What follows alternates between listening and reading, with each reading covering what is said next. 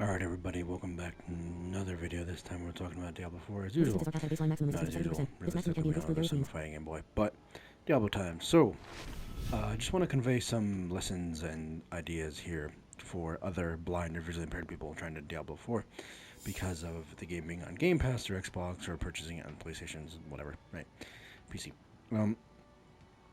First up, the biggest hurdle that I have experienced, as well as many others who try the game and drop it, the biggest hurdle for them is navigation, right?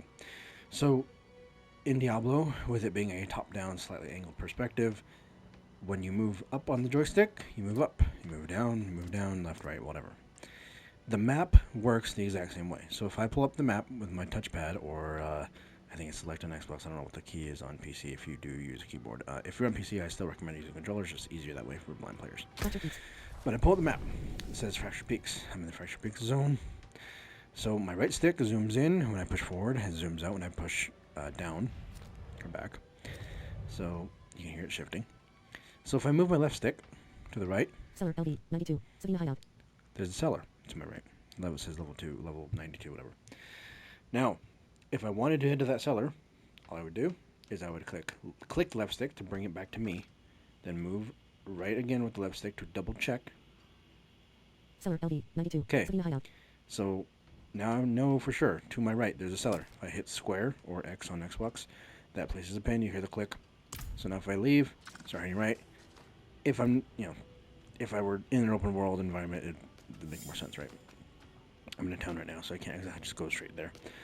But that's the general idea for navigation in this game. It's not perfect. It's not navigation assist, but this is the workaround. This is what we have to work with to play the game right now.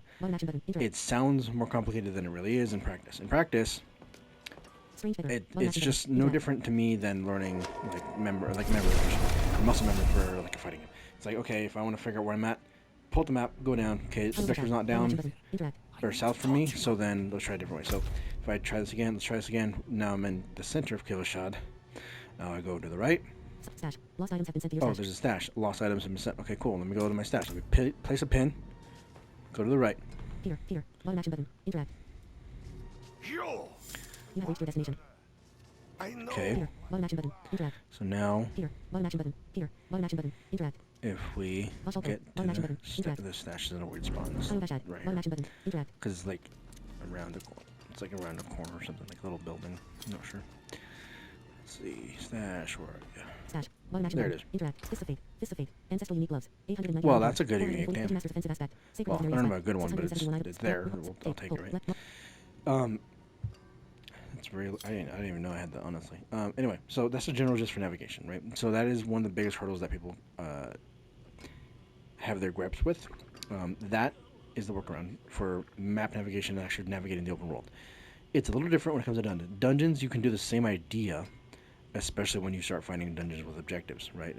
Free the prisoners, take the bloodstone to the pedestal, things like that. But the other big workaround is using lesser gear or irrelevant gear as waypoint markers. What we'll do here is we'll Vault of move Cinders up. Nightmare Still. Ancestral Nightmares Still Fear 5. Elixir of Cruelty. Weak Precision Elixir of Combatant. Elixir of Manslay. Song of the Mountain 2. Vault of Cinders Nightmare Still. Ancestral Nightmare Still. Tire 44. Transform. Vault of Cinders Nightmare Still. Ancestral Nightmare Still. Tire 47. Transform this dungeon into a nightmare dungeon. Vault of Cinders Nightmare Still. Ancestral Consume We'll just Nightmare put Dungeon. this Vault vault Rise here. Teleport We'll go operation. in there. Traffic to Vault of Cinders. Bottom action button Teleport set. into Bottom action button there. cancel.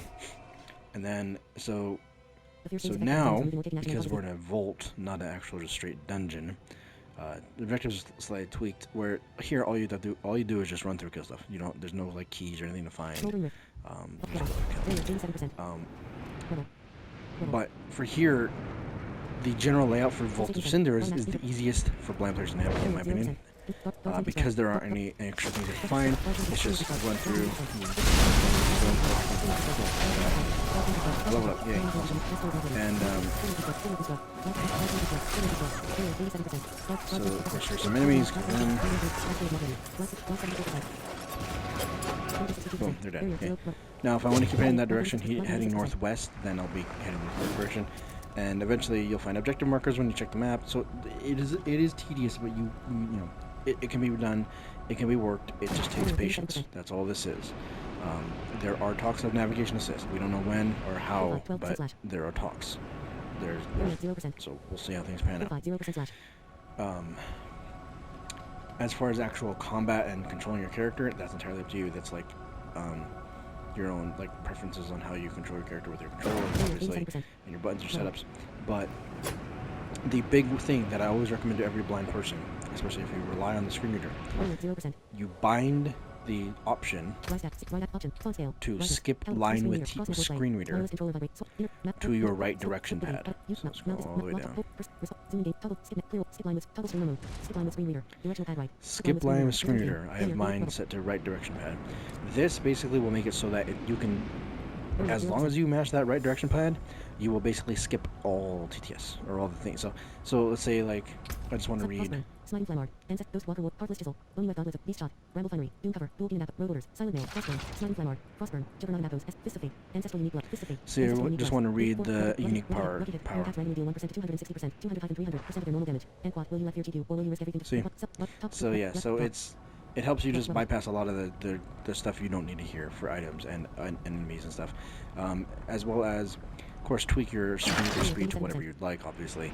But if you're a blind or vision impaired, I'd advise, especially on PlayStation, because audio ducking is a problem amongst people. The workarounds I found are this: have the screen reader read as fast as it can, keep your screen reader skip button to your right D-pad, and if there's any time you think it's ducking too much, or you can't hear the game properly, or you want to just bypass whatever it's saying, you don't want to hear it, just mash that right D-pad.